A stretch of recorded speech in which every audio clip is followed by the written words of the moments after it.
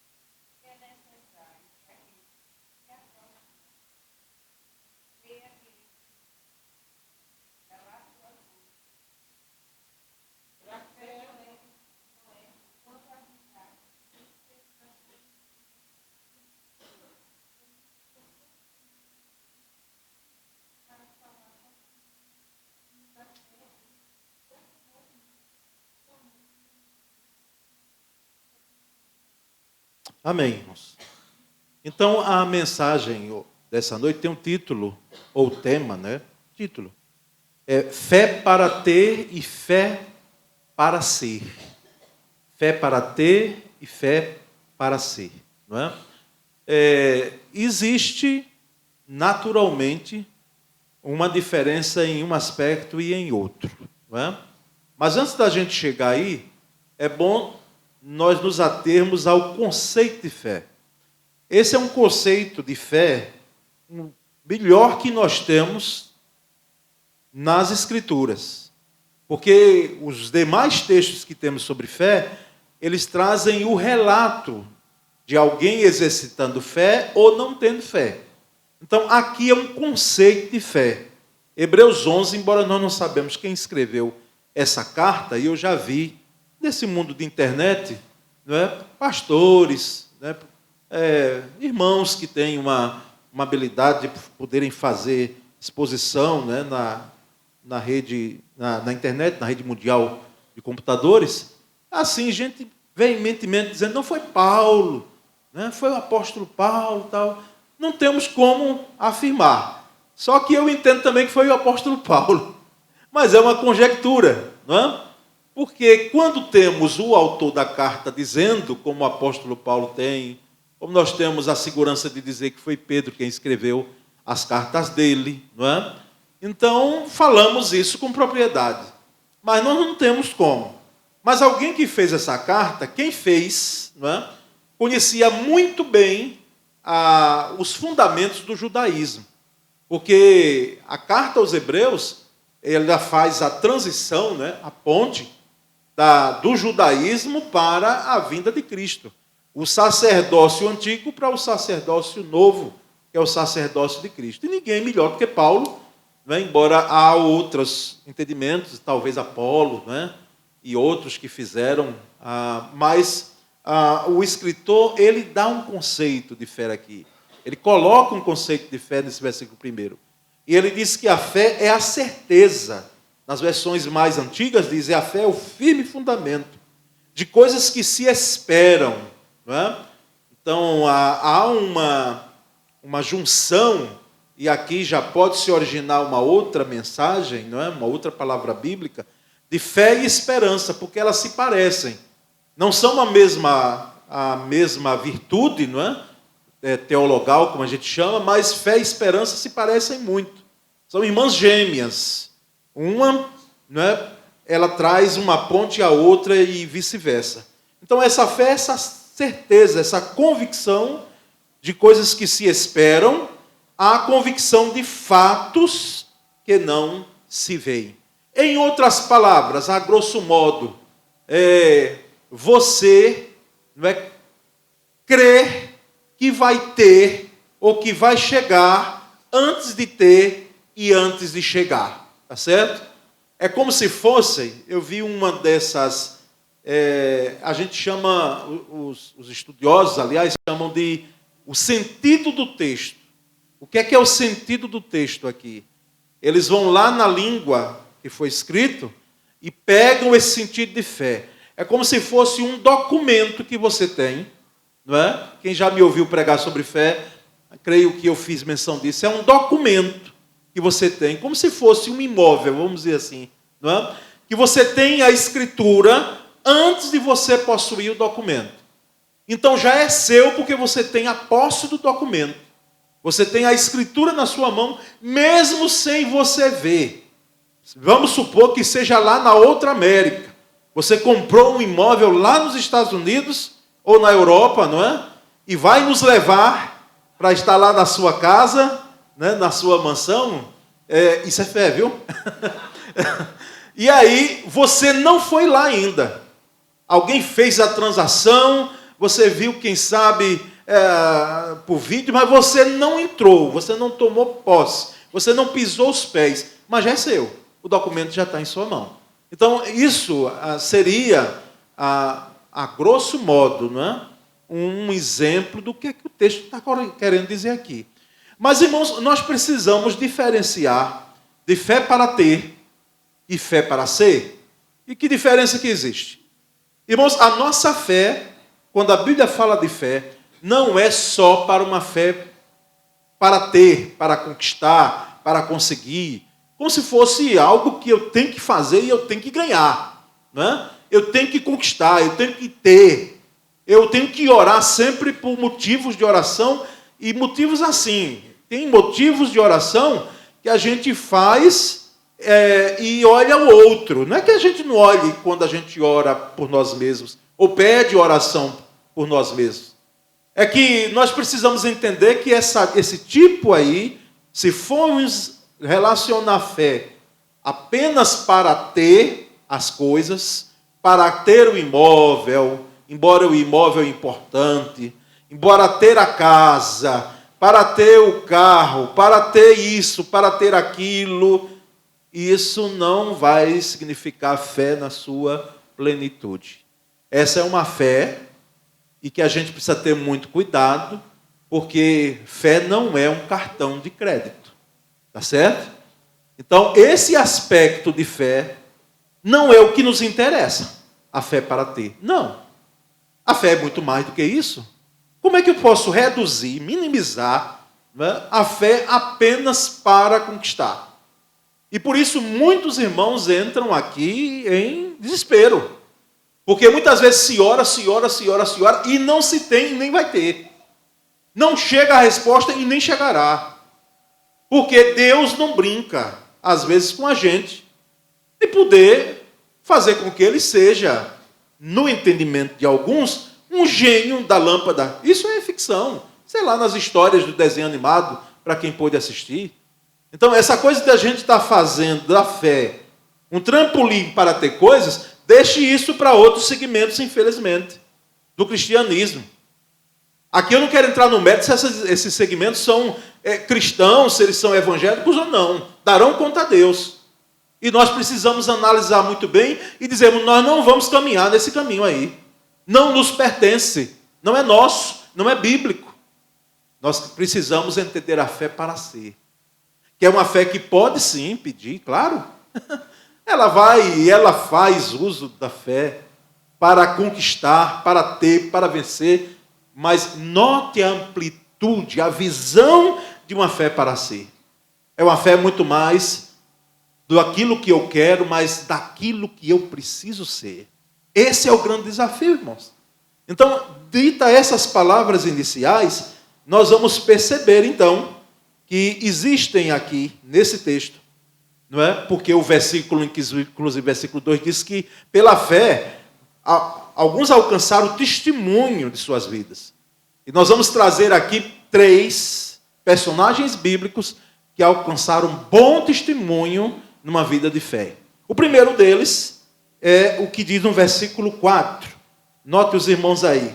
Pela fé, Abel ofereceu a Deus um sacrifício mais excelente do que Caim, pelo qual obteve testemunho de ser justo tendo a aprovação de Deus quanto às suas ofertas.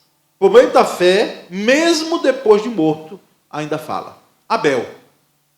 Nós sabemos, irmãos, do fratricídio, uma tragédia no início da humanidade, quando um irmão se voltou para outro e matou. Caim matou Abel. Não é?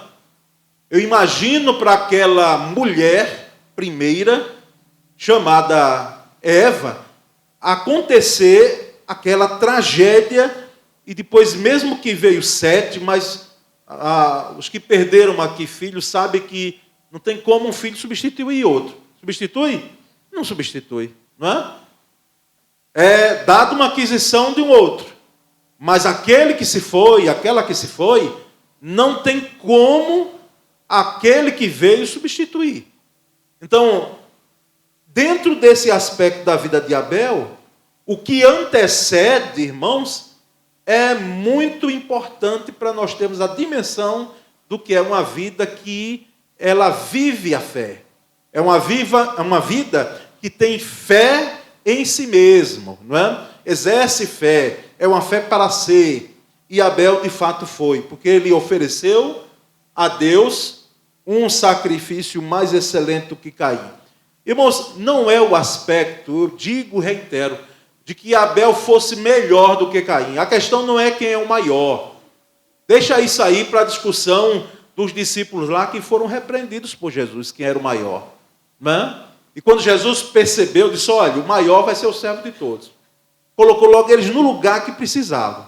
Porque essa história de quem é o maior, quem pode mais, quem tem fé maior, a oração mais poderosa, o homem mais ungido, a mulher mais ungida, consagrada. Irmãos, deixemos disso. Não pertence a nós esse tipo de disputa. Mas nós sabemos qual foi o diferencial de Abel e Caim. A questão mesmo, dois pontos que a Bíblia deixa claro. Porque até hoje tem gente que pergunta, pastor, e por que é que Deus rejeitou mesmo Caim? E rejeitou a oferta dele? E por que Abel foi aceito e a oferta dele aceita? Irmãos, primeiramente o ser. A natureza de Caim, se nós vamos ver o texto, o relato do livro de Gênesis, vamos ver que Caim não era flor que se cheire, não.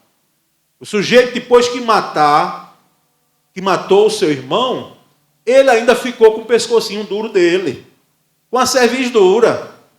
E o próprio Deus disse, olha, se você está dessa forma aí, o mal que está na sua frente você vai realizar. E chamou a atenção antes. E ele fez, né, o homicídio, que a gente chama de fratricídio, que é a morte de irmãos, né? A morte de irmãos, a gente precisa ter muito cuidado aí para não estar saindo matando os irmãos, viu? Porque não se mata só com pedrada, não. Se mata com fala, entendeu? Se mata com outras coisas, com difamações, às vezes. Se mata com a língua, que a gente fala algumas coisas, que a gente precisa pedir a Deus para controlar. E a gente mata o outro. Cuidado, irmãos. Mas nós percebemos uma natureza difícil em Caim. Assim como foi a de Absalão. Eu sei, falei aos homens aqui sobre Davi. Um rei excelente, mas um pai péssimo. Um pai ausente. Um pai que não confrontou o seu filho em amor. Não é? Um pai que deixou muito a desejar nessa área da família. Foi um desastre. Não é? O Davi, o homem segundo o coração de Deus, com arrependimento, com choro, mas sofreu muito. Então, Caim tinha uma dureza de coração. E também a oferta, por isso que a Bíblia cita a oferta. Ele trouxe dos produtos da terra, como ele era lavrador, trouxe. Mas qual foi o diferencial de Abel? Abel trouxe das primícias, trouxe do que era melhor. E Deus sempre fez e faz diferença disso. Porque Deus não trabalha com resto, com sobra. Não. Nós precisamos dar o melhor que nós temos e o melhor que nós somos. Não é? Então, esse é o grande diferencial e foi um homem de fé. Por isso que no versículo 4 começa, pela fé, Abel ofereceu um sacrifício mais excelente do que Caim. E obteve testemunho de ser justo. Justo, um homem que era justo, considerado justo. Nós hoje precisamos ver a teologia paulina E quando lemos que nós somos justos, lembremos nós que nós somos justos não por nós mesmos. Nós somos justificados. Em quem? Em Cristo. Quando Deus olha para nós, Ele vê a justiça de Cristo Jesus em nós. Então nós somos justificados, mas a nossa natureza, a natureza humana em si mesma, não tem nada de justo não. A nossa justiça é como um trapo de imundícia.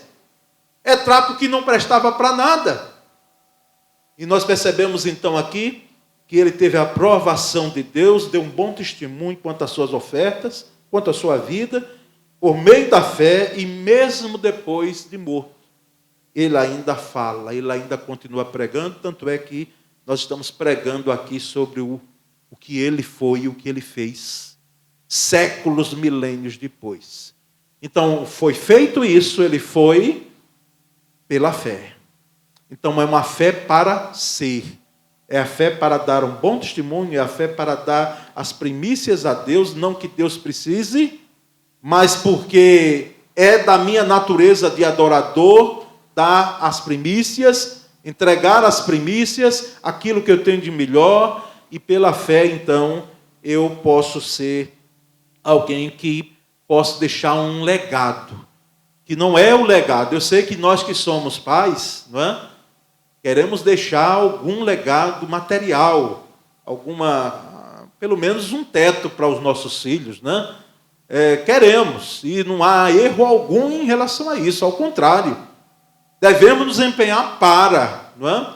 Mas o maior legado que podemos deixar, não apenas para a nossa família, mas para a igreja, para as novas gerações, para a sociedade, é alguém dizer assim, olha, de fato foi um homem de Deus, não é? Foi uma mulher de Deus, deixou um legado, jamais vamos esquecer. Alguém já disse, irmãos, por isso que a Bíblia fala da até terceira e quarta geração. E até a quarta geração você pode ser lembrado. Depois da quarta geração, se não houver a lembrança, os aspectos voltados para que lembrem quem você era, seja contada a história, não é? Falada ou escrita, você será esquecido. Por isso que os norte-americanos, pelo menos pelo que conhecemos, não é?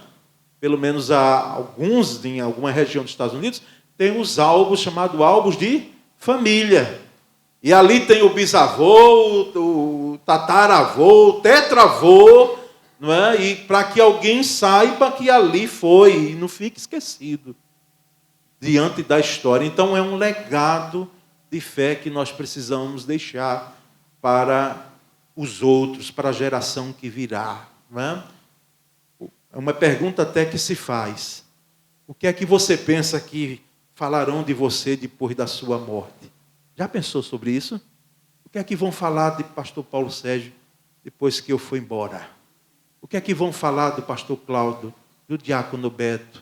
O que é que vão falar de Antonieta, do pastor Martins? O que é que vão falar da gente? Não é? É um legado que fica. Mas há um segundo personagem aqui, não é? E se Abel foi o sacrifício da fé, não é? Esse sacrifício da fé, Enoque é o andar da fé. E o versículo 5 tem, pela fé, Enoque foi levado a fim de não passar pela morte, não foi achado, porque Deus o havia levado, trasladado, né? Pois antes de ser levado, obteve testemunho de que havia agradado a Deus. Então, Enoque é o andar da fé, assim como Abel foi o sacrifício da fé, Enoque é o andar da fé, andou com Deus. Essa é uma expressão, irmãos, muito maravilhosa. Muito maravilhosa. Por quê? Porque o andar com Deus não é questão de caminhar com Deus. É viver em comunhão com Deus.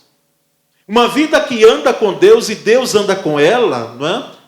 Isso significa comunhão com Deus. É uma comunhão. E o que é comunhão?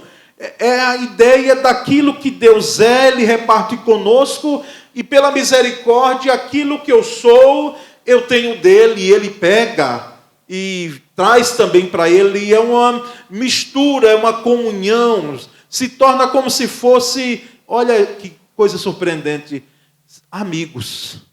Por isso que Jesus disse, já não vos chamo servos, porque o servo não sabe o que faz o seu senhor, mas eu tenho chamado vocês de amigos, companheiros, ou seja, aquele que parte e reparte e comunga, não é, do mesmo pão.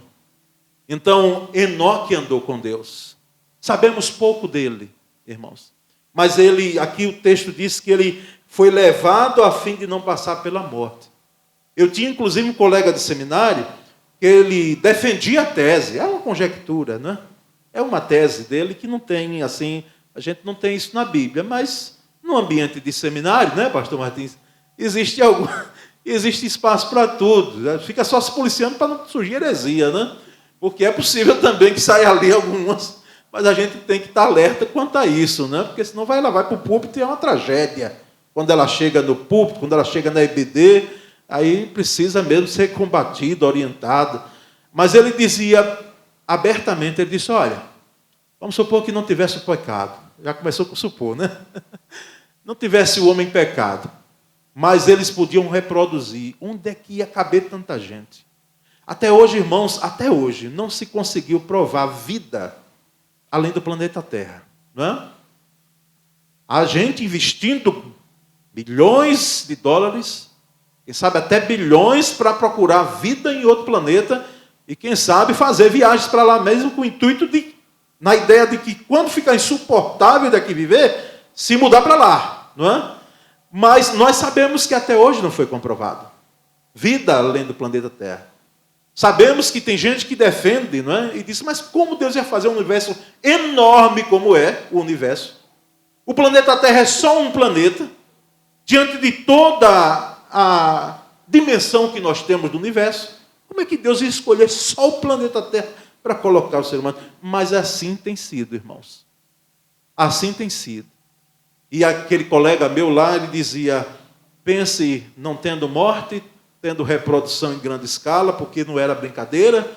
Aqui nós temos Adão e Eva tendo 2, mas teve alguns que tiveram 13, não é? 13, era 12, eram 10, eram muitos filhos. Então imagina esse mundo aqui superlotado, sem ter morte. Aí ele disse, poderia ser como Enoque, ser transladado. Quando a terra não coubesse mais, levaria para o céu. Irmãos, eu estou falando isso aqui, mas em nome de Jesus, olha, pega aí. Não tem amparo bíblico nisso nenhum. Era uma conjectura dele lá. Mas o que é fato bíblico aqui? É que Enoque andou tanto com Deus, que Deus o tomou para si. Não é? É como se ele dissesse, ô Enoque, você está andando tanto comigo, a sua comunhão está tão grande. Vamos fazer o seguinte, venha para cá logo. Né? Venha para cá logo. Você não vai provar a morte, não. Né? Não vai passar pela morte. Irmãos, você gostaria de não passar pela morte? Não passar pela morte, porque alguns irmãos até perguntam, ô pastor, e se for cremado o corpo, como é que fica no dia da ressurreição? Como é que fica? Eu digo, irmão, cremado, sendo sepultado na terra ou em qualquer outro canto, nós receberemos um corpo glorificado. Então quer dizer que não é pecado, não, porque não, a questão é ter dinheiro para cremar, porque a cremação é cara, não é? Mas não tem problema nenhum, a questão não é essa. Então, os irmãos imaginem alguém não passando pela morte, não é? Porque a aflição nossa, muitas vezes, é que nós possamos dar, e isso não vejo problema algum. O sepultamento, a gente ouve falar digno, né? Sepultamento digno aos nossos familiares. Mas, queridos, Enoque, ele teve essa marca de alguém que andou tanto com Deus e não foi achado. Então, se não foi achado, é porque eles saíram procurando Enoque, Enoque, onde tu estás? Não é? E não iam encontrar nunca. Assim como Deus escondeu. Porque se alguém tem dúvida que Moisés morreu, a Bíblia diz. E Moisés morreu, agora não se encontrou o quê? O lugar que ele foi sepultado. Aí as pessoas perguntam, e por quê não se encontrou? Porque Deus assim o quis, porque assim como Moisés em algum momento correu o risco de ser apedrejado na falta de água em Massá e Meribá, ele era praticamente quase que endeusado pelo povo de Israel. Porque era um homem que, quando tinha um encontro com Deus, ele saía dali com o rosto brilhando. Imaginem, alguém com o rosto pegando fogo, descendo de um monte. Então os israelitas, quando viam aquela cena, disseram: o que é isso que esse homem tem? Porque é que quando ele sobe lá para falar com Yahvé, ele desce com esse rosto brilhando. Então, irmãos, de fato, Deus o tomou, Enoque, para si, Deus o havia levado, e antes de ser levado, ele obteve testemunho de que havia agradado a Deus. Ele havia andado com Deus. E agradar a Deus, irmãos, é algo que os salmistas, inclusive, eles dão ênfase lá. Agrada-te do Senhor, não é? E Ele satisfará os desejos do teu coração. Então, irmãos, agradar a Deus é cumprir a vontade de Deus, é estar alinhado com Deus. É porque a gente hoje, com os recursos que a gente tem, não é? O celular, que tem rádio, tem TV, tem um bocado de coisa nele. Mas lembram os mais antigos daquele rádio que tinha aquele botãozinho para fazer a sintonia? Se tivesse fora de sintonia da rádio, o que acontecia? Só barulho. A gente não entendia direito, um chiado horrível, não é? Então, porque estava fora de sintonia. Quando a gente está em agradar a Deus, alinhado com Deus, andando com Deus, nós estamos em sintonia e não fazemos barulho. Não fazemos. A nossa vida é uma verdadeira sinfonia para a glória de Deus, não é? O som sai limpo e edifica vidas, traz saúde para a vida da igreja, para a família, não é? Então, irmãos, nós temos esse segundo personagem aí, Enoque, e ele andou com Deus e foi um andar de fé, e ele foi, de fato, por isso que ele teve uma fé para si, e não uma fé para ter.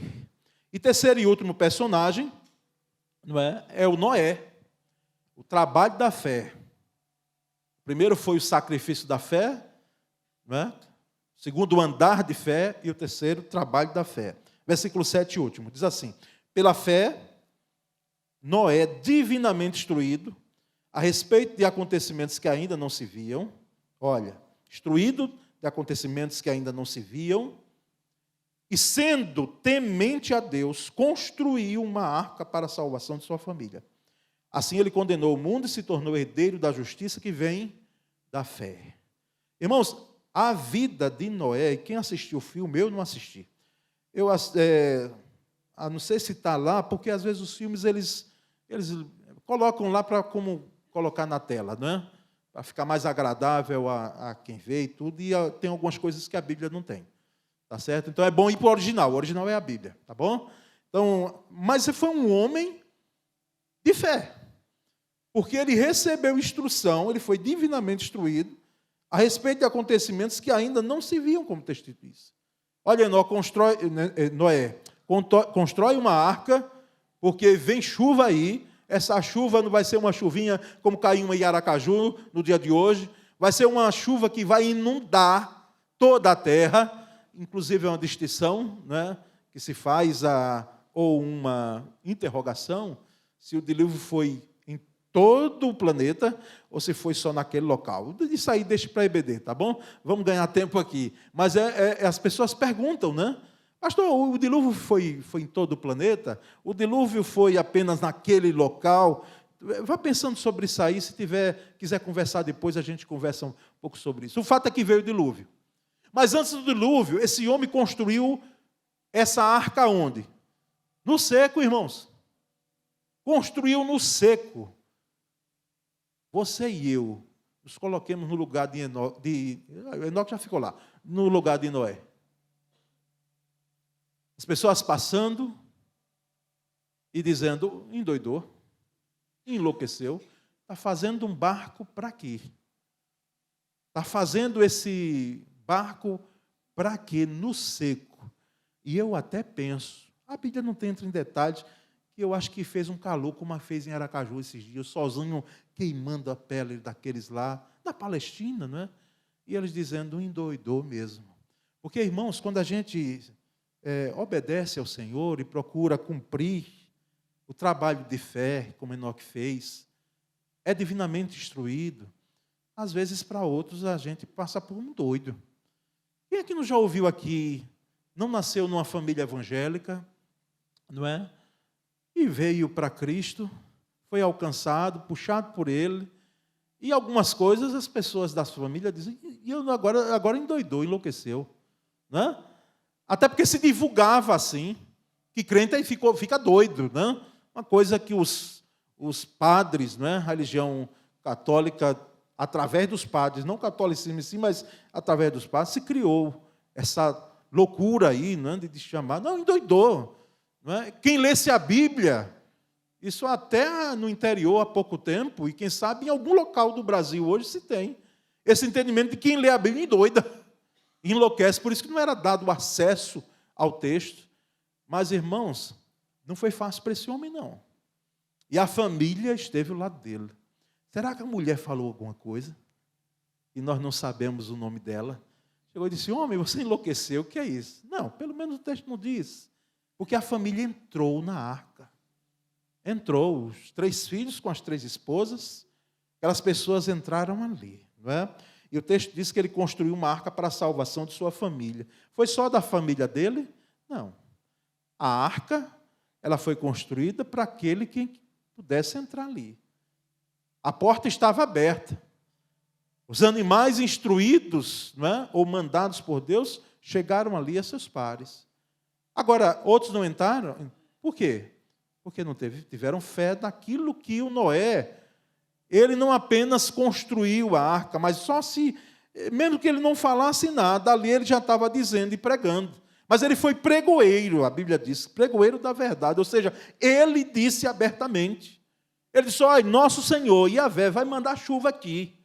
Mas ninguém acreditou, só a família dele entrou, e a porta foi fechada pelo lado de fora, não é? O texto diz, lá em Gênesis, e talvez se fosse fechado pelo lado de dentro, pelo o coração humano nosso, ele pensasse, ou a esposa dele disse, homem, vamos abrir essa porta aí e deixar que pelo menos as crianças entrem.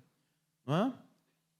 Note que muitas vezes uma ação sua, ela atinge a sua família.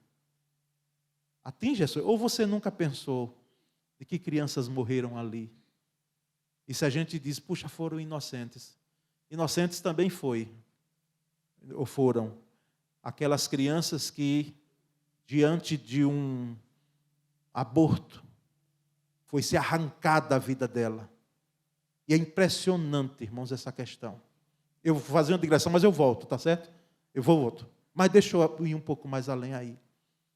Hoje, tem animais, irmãos, que você não pode de jeito nenhum se matar. Não pode. Você pega uma pena, chega dói no seu bolso. E você pode até ser preso por causa disso. Eu estava lendo que recentemente, olha, pastores, olha que coisa. Na Europa, em determinado país, diz que os crustáceos, né? Já tem gente dizendo que eles sentem dores quando são mortos. Então já existem leis que estão protegendo, porque na medida que um siri, por exemplo, ele é colocado na panela, ele sente dores ali antes da morte. Então vamos preservar e vamos criar leis que possam preservar esses tipos de animais. Agora, com o aborto se pode matar, assassinato pode se fazer. Voltando, irmãos, nós percebemos que ali só entrou a família mesmo de fato de Noé. E assim ele condenou. Foi ele que condenou? Não. As próprias pessoas que se autocondenaram. Por isso que quando alguém chega para você, você pode dizer abertamente, e diz assim, mas é porque Deus me mandou para o inferno.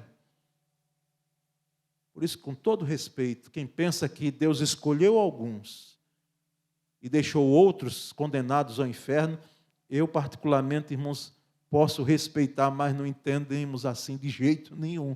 Porque Deus, poder Ele tem para fazer, mas Ele não condena. Quem condena são as próprias pessoas. As próprias pessoas que se autocondenam. E assim Ele condenou o mundo e se tornou herdeiro da justiça que vem do quê? Da fé. É um trabalho de fé. É um trabalho de fé. Um homem que viveu a fé. Então, irmãos, aqui nós damos uma pausa, uma vírgula, a música vai continuar, tá certo? Não quero dizer que eu vou pregar quinta-feira, tá bom? Mas em outra oportunidade que eu vou pregar na quinta-feira, nós vamos dar continuidade à fé para ter e fé para ser. Amém? Graças a Deus, não é? Dever de casa para hoje, ou quem sabe até para amanhã, mas se puder, faça hoje, não é? Leia o restante do capítulo 11, você não vai perder nada, ao contrário, não é? É palavra de Deus, você vai ganhar, tá bom? E todo o restante do capítulo 11. Vamos ter uma palavra de oração, depois nós vamos entoar um hino, onde dedicaremos dízimos e ofertas. Mas oremos, Senhor, nessa noite, aqui estamos após essa palavra, e cremos, ó Deus, que a palavra ela não volta vazia, sim, porque assim diz a tua palavra, assim diz ela mesma. Portanto, ó Deus, que a fé para ser, ela esteja em nossos corações, em nossas vidas, Senhor. Nós, ó Deus, servimos a Jesus Cristo, nosso Senhor, não porque temos, mas porque Ele é maravilhoso para nós. Ó Senhor, dá-nos a graça de irmos além dessa visão pequena, míope, equivocada, de que nós precisamos ter fé apenas para ter as coisas, mas que nós, ó Deus, possamos ter fé para sermos mais crentes, sermos mais zelosos, sermos melhores pais e mães, sermos, ó Deus, mais dedicados à Tua obra, enfim, Senhor. Ó Deus, muito obrigado pela Tua palavra, Senhor, que ela nos incomode, que quando a palavra nos incomoda, sempre ela traz saúde. Essa é a nossa oração e nós fazemos em nome de Jesus. Amém.